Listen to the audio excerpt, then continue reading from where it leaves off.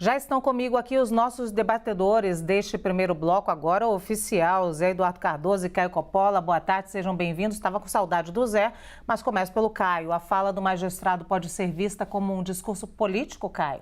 Muito boa tarde, Lu. Boa tarde, Zé. Boa tarde à nossa audiência. Olha, é difícil considerar a interpretação, né, da nota do Supremo Tribunal Federal como plausível, né? Vou repetir. Como se extrai claramente do contexto, isso não se extrai claramente do contexto da fala do ministro Barroso, a frase "nós derrotamos a ditadura e o bolsonarismo" referia-se ao voto popular e não à atuação de qualquer instituição. Quando a gente analisa justamente o contexto, a gente percebe, por exemplo, frases do ministro Barroso nesse mesmo discurso, se é que se pode falar disso. Já enfrentei, né, ou seja, primeira pessoa do singular, já enfrentei a ditadura e já enfrentei o bolsonarismo, né? Isso naquele contexto da visão atual, a visão contemporânea, né, dos ministros do Supremo Tribunal Federal sobre o seu próprio papel na democracia. Vamos lembrar a fala mais recente, né, da ministra Carmen Lúcia, né, em voto: desqualificar ministros é desqualificar a justiça eleitoral, é desqualificar o poder judiciário, é desqualificar a democracia. Nesse sentido, tanto Dias Toffoli quanto Alexandre de Moraes também já se manifestaram no sentido de que a figura dos ministros se confunde com a figura do próprio tribunal e que atacá-los, criticá-los ou desqualificá-los, para usar a palavra da Carmen Lúcia, é uma afronta à instituição democrática. Então, ele certamente aqui não se refere a voto popular. Na verdade, todo o tom do discurso é no sentido do quê? De se validar, de se autopromover, de se autoafirmar perante uma plateia hostil. Então, a situação é muito clara, né? Há uma ala especialmente radical, porque a gente sabe que esse movimento estudantil ele é eivado de um pensamento hegemônico, né? Então você tem aí pessoas de esquerda ou da esquerda radical, e uma parte desse grupo estava vaiando. E aí o ministro, ele se coloca: olha, não, nós derrotamos a censura, nós derrotamos a tortura, nós derrotamos o bolsonarismo para permitir a democracia e a manifestação livre de todas as pessoas. Aliás, não é a primeira vez que o ministro Barroso traça essa falsa equivalência entre bolsonarismo, né, e o regime antidemocrático ou fascismo, né? Ele disse, né, eu lembro por ocasião do 7 de setembro, que a quantidade de manifestantes nas ruas mostraria o tamanho do fascismo no Brasil, né? Como se o fascismo fosse representado aí por senhoras e senhores e famílias rezando o Pai Nosso, cantando o hino nacional e hasteando a bandeira, né? Então, ele faz realmente essa confusão. São manifestações eminentemente políticas, né? E aí, para se justificar perante um segmento da plateia lá que era hostil, ele vem e coloca sempre os feitos dele, ministro, e por extensão das suas instituições. Ele fala o seguinte: mais recentemente conseguimos resistir a um golpe de Estado, né, em alusão aí ao 8 de janeiro, que estava a caminho. Portanto, temos compromisso com a história, com a verdade plural, com a obrigação de fazer um país melhor. E mais, né, dando aí o caráter personalíssimo à fala do ministro, ele diz o seguinte, né, diante das vaias: fui eu que consegui. Olha só, olha a gravidade dessa fala. Fui eu que consegui o dinheiro da enfermagem, porque não tinha dinheiro. Não tenho medo de vaia, porque temos um país para construir. Então fica muito claro, ao contrário do que diz a nota do STF, pelo contexto das falas, que ele está se referindo, sim, à atuação pessoal dele, né, como ministro, e também à atuação das instituições das quais ele faz parte, né, principalmente Supremo Tribunal Federal e Tribunal Superior Eleitoral. Então, eu acho que não há o que se falar sobre isso, tanto que se fez necessária uma intervenção do STF que, numa analogia com o que tem feito com a lei brasileira, deu uma interpretação bem criativa às falas do ministro. Muito bem, a fala do magistrado pode ser vista como um discurso político, Zé Eduardo Cardoso? Boa tarde, bem-vindo. Boa tarde, Lu, boa tarde, Caio. Pode ser visto como um discurso político e absolutamente natural. O que os magistrados não podem fazer são discursos políticos partidários, né? Análises políticas todos fazem, inclusive magistrados fazem sentenças, porque o direito não se separa da política e ninguém é neutro. O que me parece é que vamos entender o contexto exato da afirmação do ministro Barroso. O ministro Barroso foi nomeado durante o governo de ministra da presidenta Dilma Rousseff. Não existia uma ditadura, claro. Quando ele fala, nós enfrentamos a ditadura, o que ele está dizendo? O ministro Barroso foi estudante da UERJ, no Rio de Janeiro, combateu a ditadura. Ele tem uma trajetória democrática de cidadão. Então, quando ele fala, nós combatemos a ditadura e nós evitamos que o bolsonarismo pudesse derrotar a democracia, em síntese é isso que ele fala, ele está falando de uma trajetória social.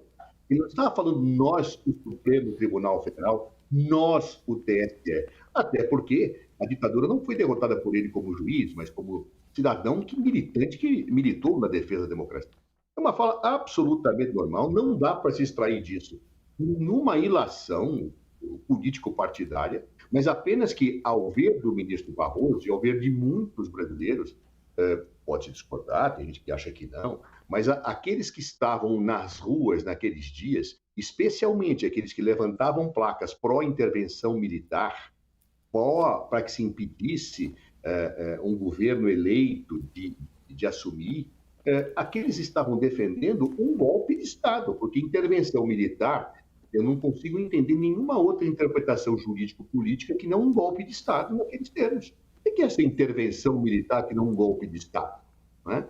Então, objetivamente, quando ele fala nós evitamos a ditadura, derrotamos a ditadura e derrotamos o bolsonarismo, ele está dizendo o seguinte, é absolutamente normal as vaias e os aplausos da democracia. Foi por isso que nós lutamos. Nós lutamos como cidadãos justamente para que a democracia não fosse atingida. O fizemos na época da ditadura, por isso que ele fala conquistamos a democracia, e fizemos agora derrotando aquelas forças golpistas que queriam efetivamente a intervenção militar. Em síntese, ele identifica as forças golpistas com o bolsonarismo. Muitos brasileiros fazem isso hoje, outros não fazem. É a maneira com que ele está vendo, é a maneira que ele se prestou. Num evento político, fez uma fala política em que expressa a sua posição, nada a reprovar. Já houve no passado, ministro do Supremo Tribunal Federal, por exemplo, e o Caio sempre lembra palavras do passado de alguns ministros que falavam que o governo era uma cleptocracia, etc, etc, etc. É da vida política, quando não se assume uma dimensão político-partidária. O que eu não posso é elogiar falas quando me agradam e não elogiar quando me agrada. Eu posso até elogiar na perspectiva política. Agora, do ponto de vista do poder dizer ou do não poder dizer, eu não posso efetivamente aplaudir o que me desagrada, o que me agrada e vaiar o que me desagrada. Muito bem, Caio. Parlamentares da oposição anunciaram que vão dar entrada em um processo de impeachment contra Barroso sob a acusação de que ele teria cometido atividade político-partidária. Dito isso, vamos à pergunta. A declaração acirra a polarização no país? Não, na verdade, ela simplesmente atesta a polarização no país. E, assim, não é a primeira vez que o ministro Barroso atua de forma eminentemente política. Aqui a gente nem está entrando aí na seara, né, do ativismo judicial, né, da ingerência do Poder Judiciário no Poder Legislativo e também no Poder Executivo, né, especialmente durante o período de pandemia. Mas vamos lembrar, por exemplo, né, quando esteve à frente do Tribunal Superior Eleitoral, a saga política do ministro Barroso para fazer, né, o que poderia se chamar de um lobby contra o registro impresso do voto eletrônico. A gente sabe que existe uma realidade política no Brasil em 2015, né, na qual, quando o projeto, né, essa ideia foi submetida, né, ao Congresso, nós tivemos 433 votos a favor, 7 votos contrários e 2 abstenções. O encaminhamento unânime de todos os partidos pela aprovação, né, desse dispositivo. Portanto, você tinha da esquerda à direita, passando pelo centro, incluindo PT, PCdoB, PSOL, PDT, todos os partidos políticos em 2015 eram a favor do registro impresso do voto eletrônico. E não se fale em voto impresso, porque não se trata disso.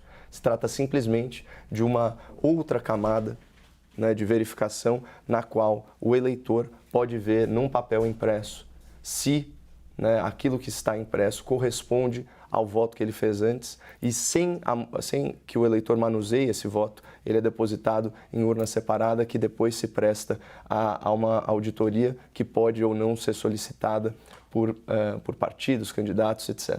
Então, nesse caso especificamente, quando a PEC foi submetida, né, se não me engano, em 2021, aí sim você teve uma grande atuação dos ministros do Tribunal Superior Eleitoral no sentido de influenciar parlamentares. Isso foi feito, não foi feito na surdina, isso foi feito assim, a olhos vistos, né? E então esse tipo de manifestação é muito comum. Agora, dessa vez, e aqui eu vou discordar do Zé, simplesmente porque o ministro Barroso ele chama para si, ele fala, já enfrentei a ditadura e já enfrentei o bolsonarismo. Então não se trata aqui de falar de uma jornada social, mas sim de uma atuação pessoal no sentido de interferir na vida política do país. Não tem outra maneira de interpretar o que foi dito. Muito bem. Zé Eduardo, eu quero te pedir licença só um pouquinho, porque o presidente Lula está discursando nesse momento, após sancionar a lei do novo Minha Casa Minha Vida,